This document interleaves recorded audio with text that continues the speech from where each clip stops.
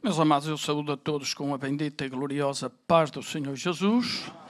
Podem tomar o assento, por favor.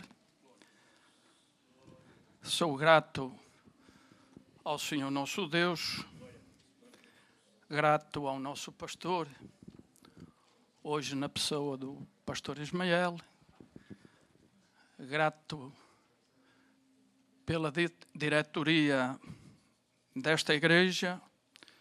Eu não vou mencionar nomes porque não quero falhar nenhum. Se falhar um já estraguei tudo, não é verdade? Eu sou grato ao Senhor por cada pastor, por cada obreiro desta igreja e grato ao Senhor pela igreja do Senhor neste lugar. Queridos, hoje nós vamos falar sobre a pessoa mais importante deste lugar. Sabe, eu tinha pensado, eu vou dizer que vamos falar sobre a pessoa mais importante deste lugar. E sabe, o Senhor, Ele sempre confirma a sua palavra. O pastor Silmo, quando orava, ele disse: Senhor, Tu és a pessoa mais importante neste lugar. Aleluia. Jesus é.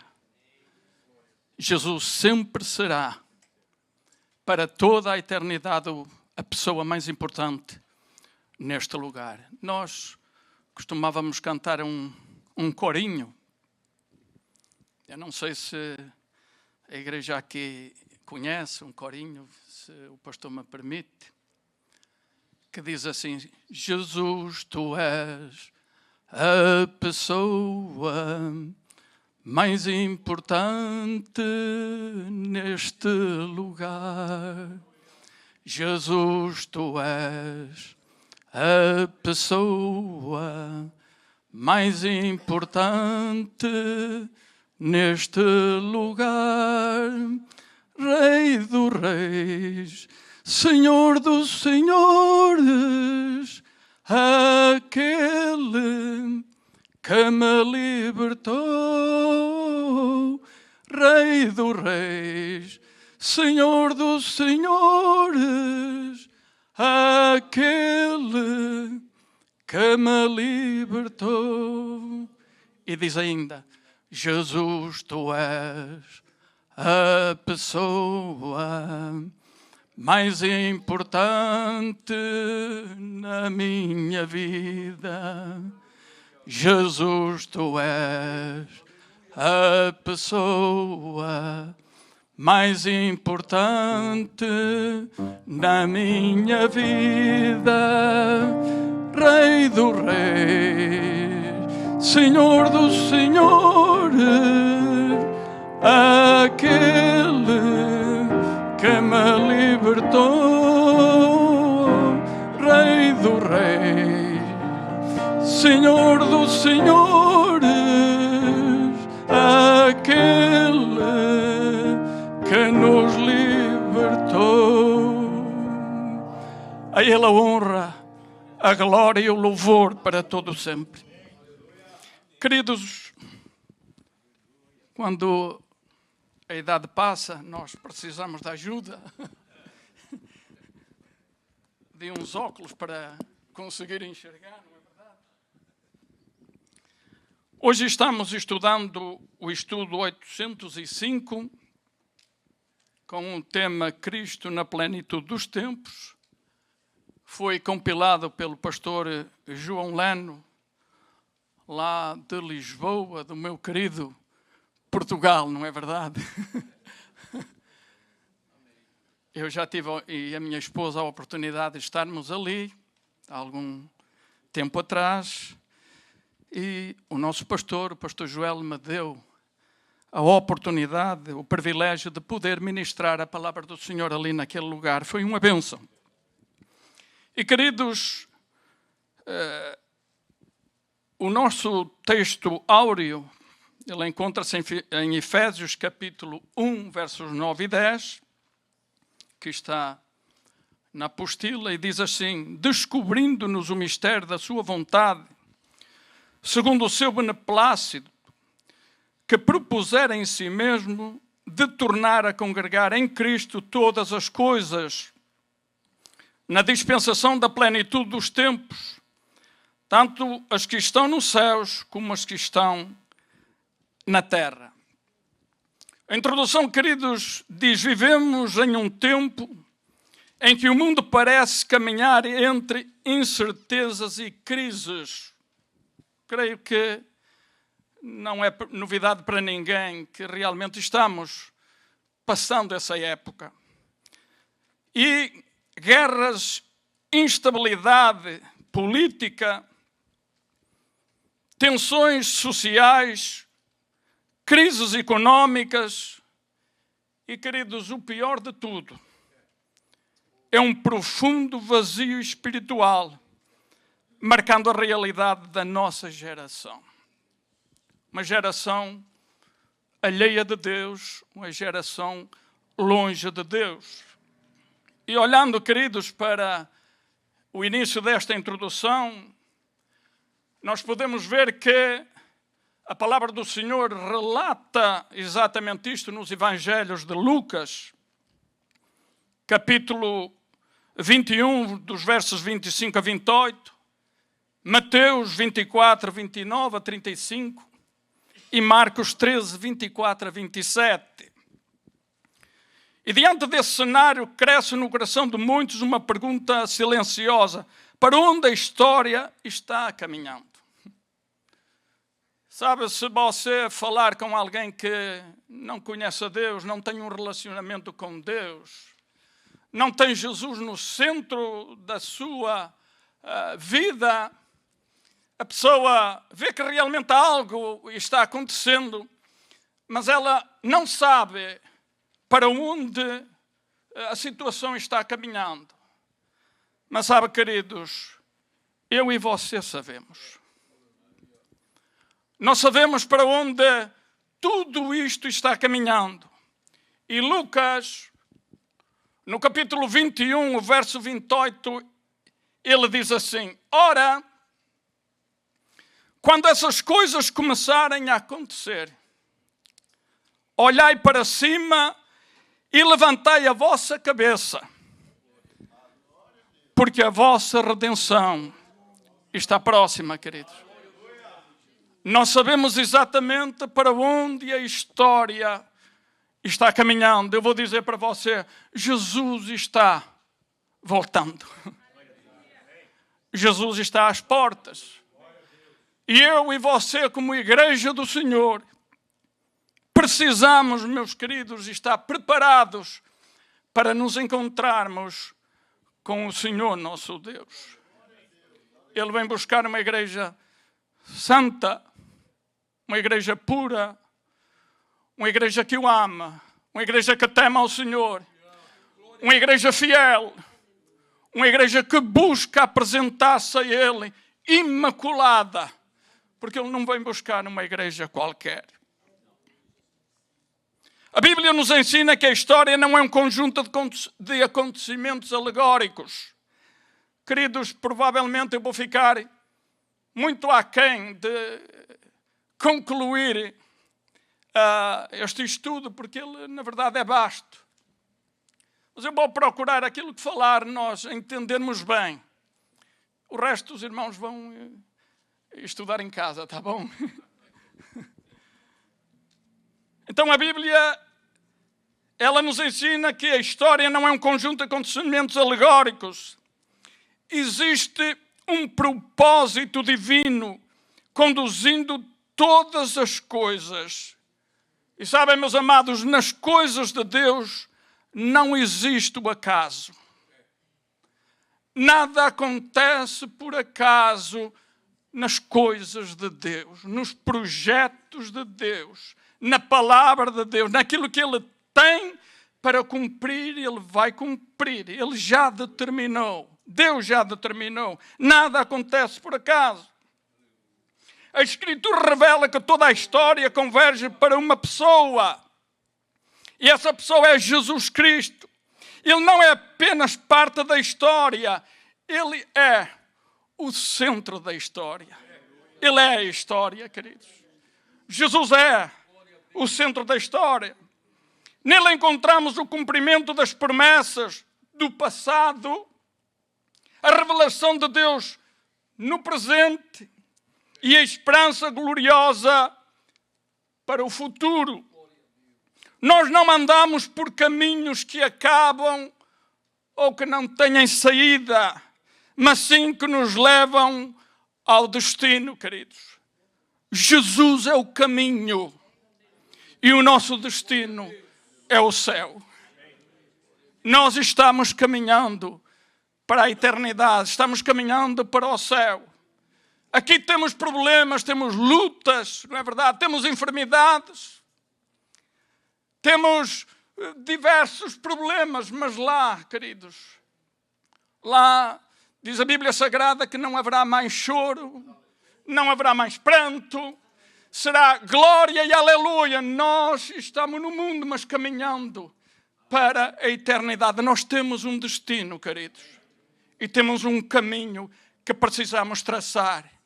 O caminho é Jesus, Ele nos vai levar lá. Amém?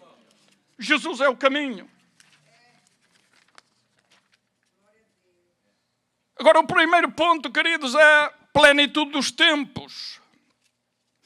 O que é plenitude dos tempos?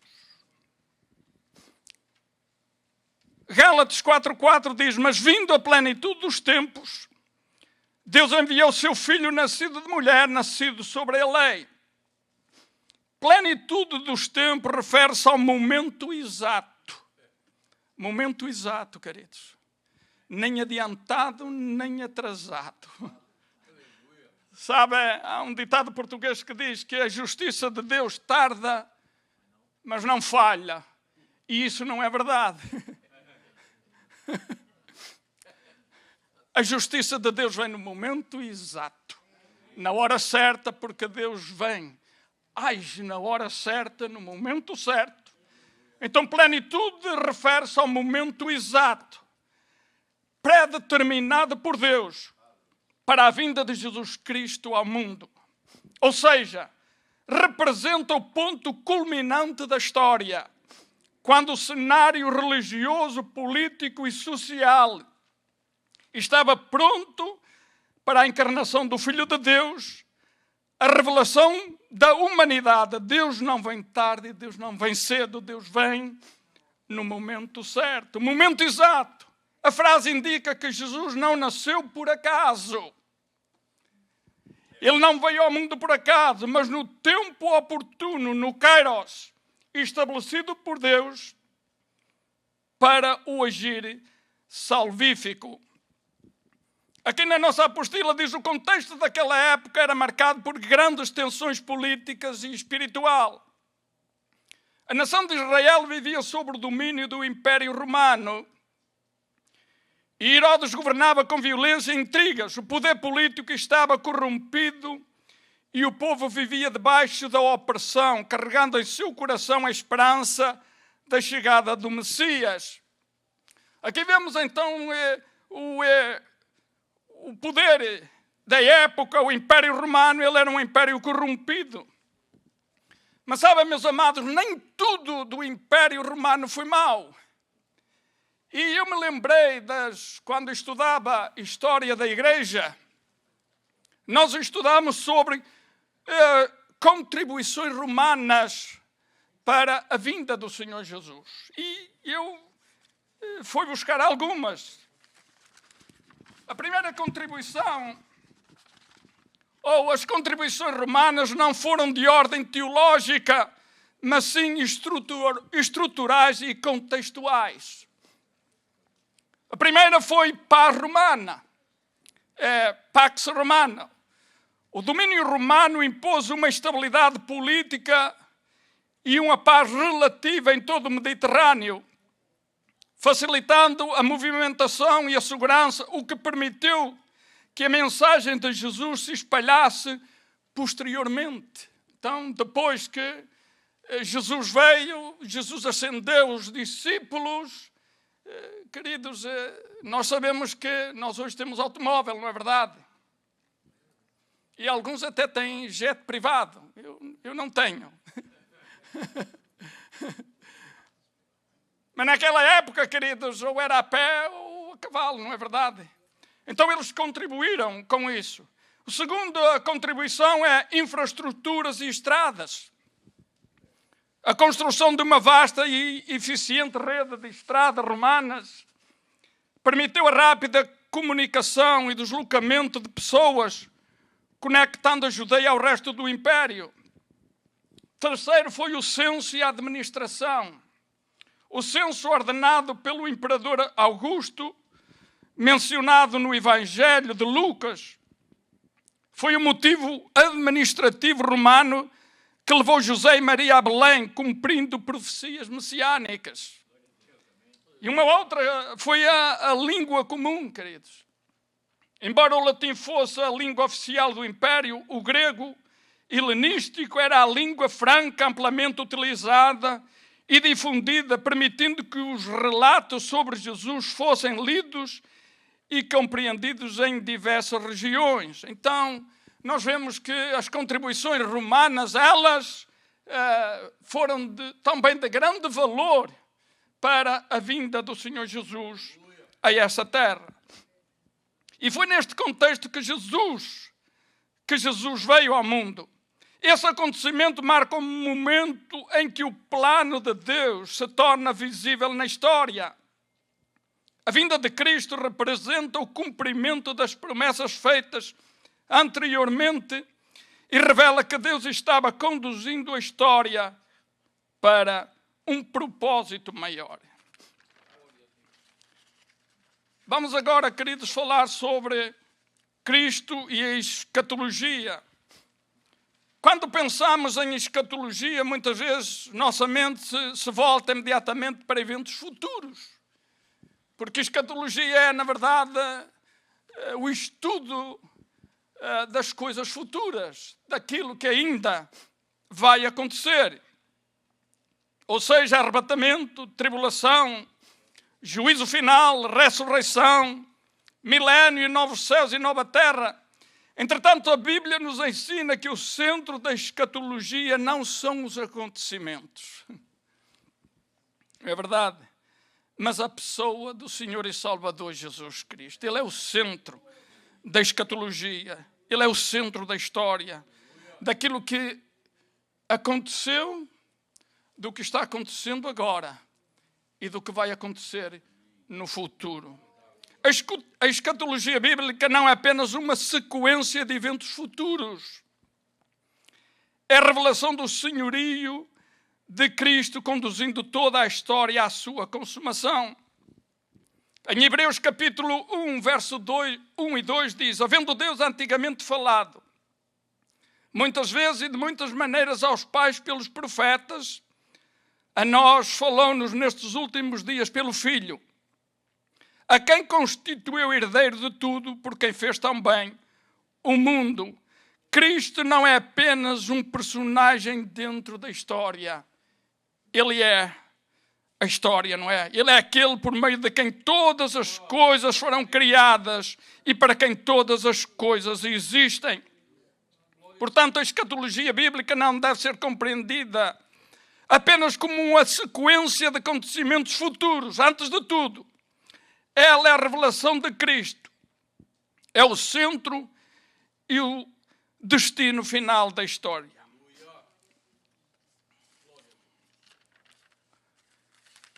Cristo realizando o propósito por nós. Eu acho que este relógio não está certo. Temos que dar uma parada nele. A história da redenção tem um momento que mudou tudo. Houve uma manhã em Jerusalém em que o silêncio do sepulcro foi quebrado. A pedra foi removida. O túmulo ficou vazio e a morte foi derrotada. Naquela manhã gloriosa, Jesus Cristo ressuscitou. Sabem, queridos, e eu me lembrei de Lucas, no capítulo 24, dos versos 1 ao verso 6, a parte A, que diz assim: e no primeiro dia da semana, muitos de madrugada foram elas ao sepulcro, levando as especiarias que tinham preparado. E acharam a pedra do sepulcro removida. E entrando não acharam o corpo do Senhor Jesus. E aconteceu que, estando elas perplexas a esse respeito, eis que pararam junto delas 2 varões com vestes resplandecentes. E estando elas muito atemorizadas e abaixando o rosto para o chão, eles lhe disseram: por que buscais o vivente entre os mortos? Não está aqui, mas ressuscitou. Sabem, queridos, o túmulo jamais poderia reter, jamais poderia segurar aquele que é o Senhor da vida, o dom da vida, o Senhor eterno, o glorioso Senhor dos céus e da terra. O túmulo jamais o poderia segurar. O apóstolo Paulo afirma que se Cristo não tivesse ressuscitado, toda a nossa fé seria inútil. 1 Coríntios 15, 17. Mas Cristo ressuscitou. A morte não conseguiu detê-lo. O túmulo não pôde prender aquele que é o autor da vida. Por isso Paulo declara que Cristo foi feito as primícias daqueles que dormem. 1 Coríntios 15, 20.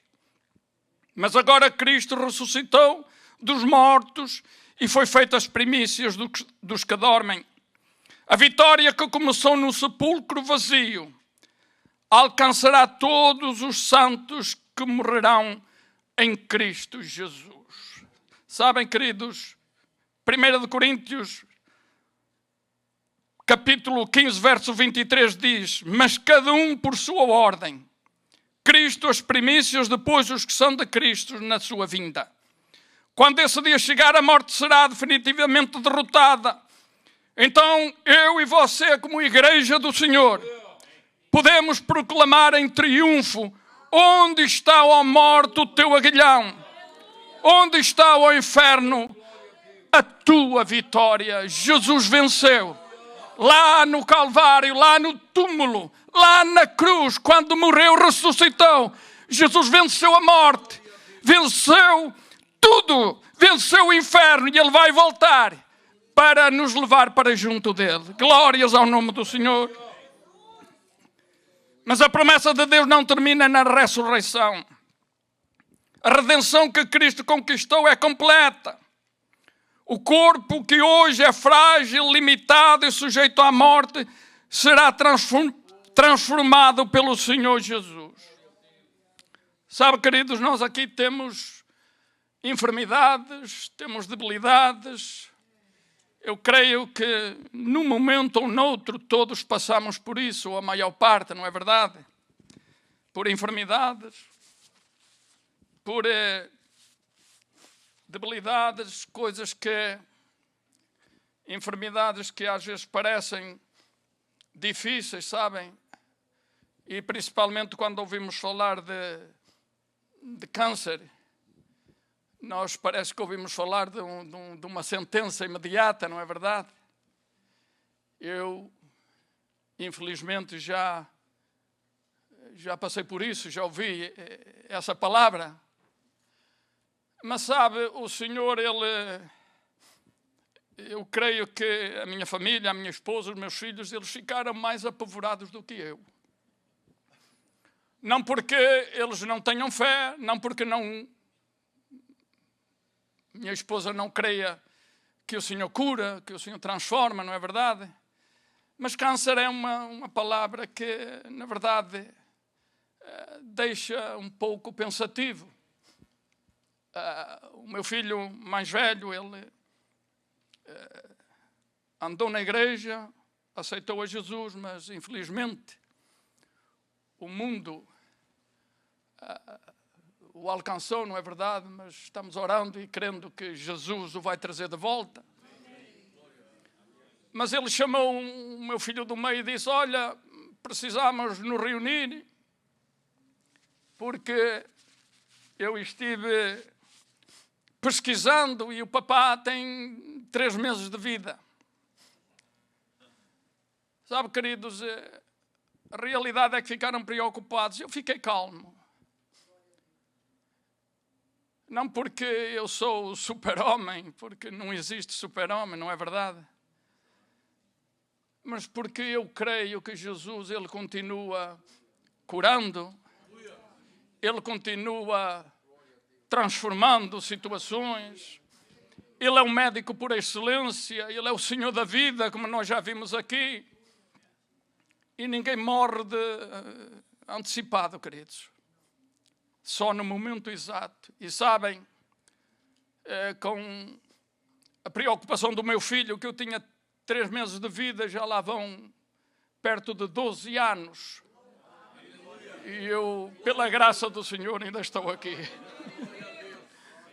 Glórias ao nome do Senhor. Então, queridos, se alguém tem uma enfermidade e que um médico deu um prognóstico que não é bom, nós vamos continuar, que o nosso médico, ele é um médico por excelência, ele está acima da medicina, e aquilo que o médico não pode fazer, o Senhor nosso Deus, ele pode fazer, ele continua fazendo. Então, Paulo afirma que nossos corpos serão feitos semelhantes ao corpo glorioso de Cristo. Filipenses 3:21 diz assim: mas a nossa cidade está nos céus, de onde também esperamos o Salvador, o Senhor Jesus,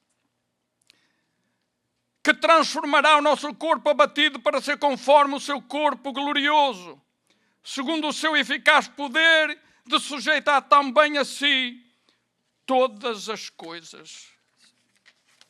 Mas existe ainda algo mais glorioso preparado para a igreja. A ressurreição e a transformação conduzem a um momento que o povo de Deus espera há séculos: o encontro com Cristo. Aqui eu falei, queridos, que ele vem buscar uma igreja que o espera, que o busca e que está preparada. E diz 1 Tessalonicenses capítulo 4, verso 16: porque o mesmo Senhor descerá do céu, com alarido e com voz de arcanjo e com a trombeta de Deus, e os que morreram em Cristo ressuscitarão primeiro. Então acontecerá o encontro mais esperado da história da redenção. A esperança da igreja não é apenas escapar deste mundo. Sabem, queridos, que este mundo já não tem nada de bom para nos oferecer. Podemos ter casa, podemos ter automóvel, podemos ter dinheiro no banco, podemos ter um bom trabalho, podemos ter tudo, queridos. Mas se nos faltar a presença do Senhor na nossa vida constante, o operar de Deus na nossa vida, somos os mais miseráveis dos homens, queridos. Então nós esperamos, Senhor, a vinda do Senhor Jesus. A nossa esperança tem um nome. Como eu disse, não é o trabalho, não é nada, queridos. A nossa esperança tem um nome. A nossa esperança é Jesus. A minha esperança, a sua esperança é Jesus. Ele é a recompensa da redenção. Ele é a alegria eterna da igreja. E naquele dia o veremos face a face. E então estaremos para sempre com o Senhor. E sabem, meus amados, esse dia está chegando. Nós vamos estar preparados para ouvir essa trombeta. Eu quero ouvir essa trombeta. Eu quero ouvir. Vamos estar preparados, porque ela vai soar. Cristo realiza o propósito em nós. Depois do encontro glorioso com Cristo nos ares, quando a igreja finalmente estiver com o Senhor, a Bíblia revela que todos os salvos comparecerão diante dele. O apóstolo João teve uma visão desse Cristo no livro do Apocalipse. Ele vê o Senhor em sua glória, andando entre dois castiçais, e descreve algo impressionante sobre sua aparência. Apocalipse 1,14. A sua cabeça e cabelos eram brancos como a lã branca, e como a neve, e os seus olhos como chama de fogo. Esses olhos como chama de fogo revelam que nada está oculto diante dele. Cristo vê tudo. Cristo vê tudo, meus amados. Nós precisamos ter essa noção de que Cristo vê tudo. Ele vê o que nós fazemos. Ele vê como nós andamos, por onde nós andamos.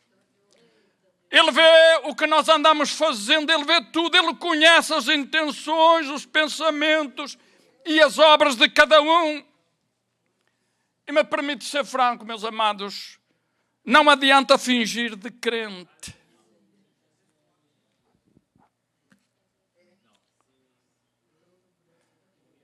Me permitem essa franqueza, não adianta fingir de crente. Nós precisamos ser crentes verdadeiros, crentes honestos, crentes fiéis, crentes que amam o Senhor Jesus de verdade. Por isso a Escritura afirma que todos compareceremos diante dele. Ele é o Senhor da igreja e o examinador das obras. Paulo explica que as obras de cada um serão provadas. 1 Coríntios 3,13, a obra de cada um se manifestará, na verdade o dia a declarará, porque pelo fogo será descoberta e o fogo provará qual seja a obra de cada um. Ali ficará claro o que foi feito para Cristo e o que foi feito apenas para os homens. Querido, se bem que nós devemos agradar uns aos outros, eu vou dizer uma coisa, nós não estamos aqui para agradar aos homens. Nós estamos aqui, acima de tudo, para agradar ao Senhor nosso Deus. Se agradarmos ao Senhor nosso Deus, nós vamos agradar aos homens também. Podem ter a certeza. Aquilo que foi feito com amor e fidelidade permanecerá. Por isso, naquele dia, a maior alegria da igreja não será apenas receber galardões. A maior alegria será estar diante daquele que nos amou primeiro. Sabem, a Bíblia diz que Ele nos amou sendo nós inimigos dEle, sendo pecadores. Deu a sua vida e disse, Pai, está consumado. E sabe o que realmente chama a atenção, queridos? É aquela expressão no final, Pai, não lhe imputes este pecado. Se fosse eu, talvez, não sei os irmãos, mas se fosse eu diria, vais-me pagar.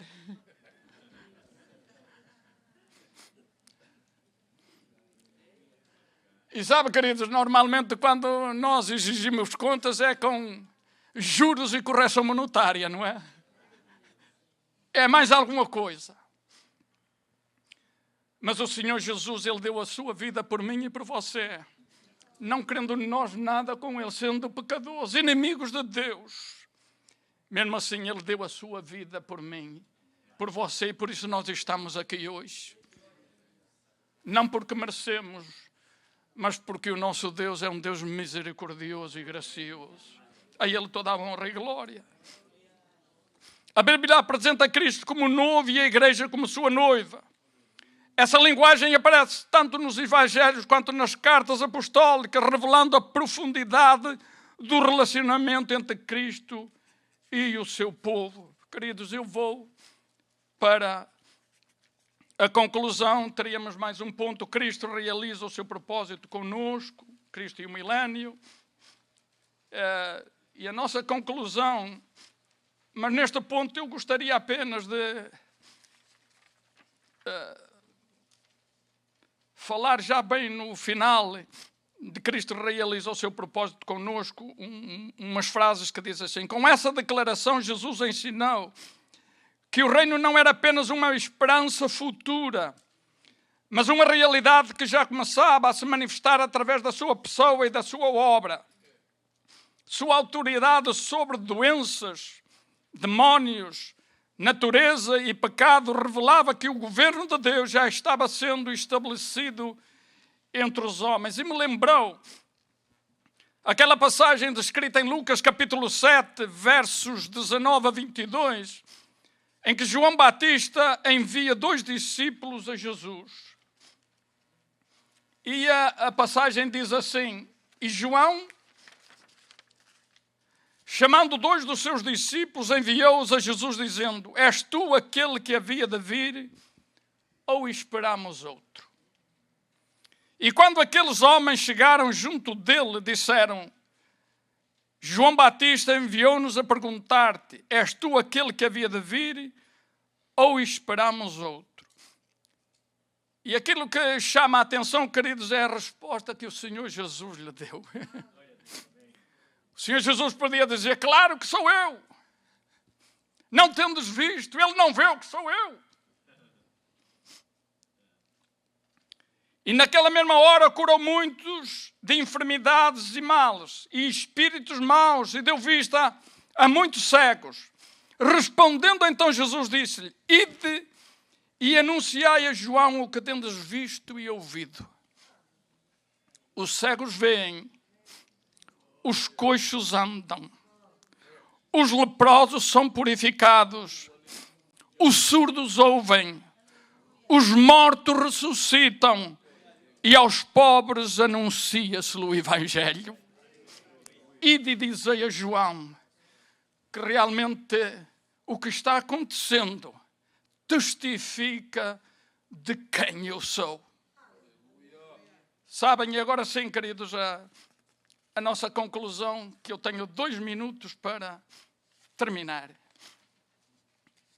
Para concluir então, durante o período do milénio, Cristo reinará sobre a terra e a igreja reinará com eles. Será um tempo em que o governo justo do rei será manifestado sobre as nações. Nesse momento ocorrerá uma última rebelião contra Cristo. As nações se levantarão contra o governo do Senhor, mas essa revolta não prosperará. A Escritura declara que descerá fogo do céu e consumirá os que se levantarem contra ele. Apocalipse 29. Quando esse processo chegar ao seu cumprimento final, todas as coisas estarão plenamente sujeitas a Cristo. A morte será destruída, o mal será definitivamente removido e o reino de Deus será plenamente estabelecido.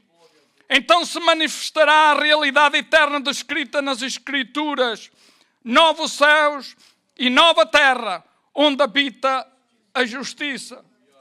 Ali não haverá mais morte, dor ou sofrimento, porque todas as nações terão sido restauradas pelo poder do Cordeiro. Assim, o fim da história não é apenas o encerramento do tempo, mas a plena revelação do governo de Cristo sobre todas as coisas. Aquele que veio como Salvador, que foi exaltado como Senhor e que reina sobre todas as coisas, será eternamente o centro da nova criação. Porque no final de todas as coisas, todo o propósito eterno de Deus se cumprirá em Cristo Jesus.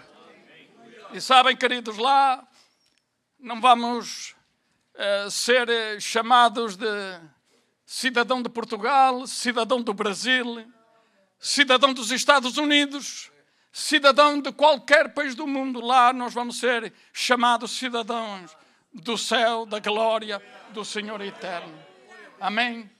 Eu agradeço a oportunidade em nome do Senhor Jesus.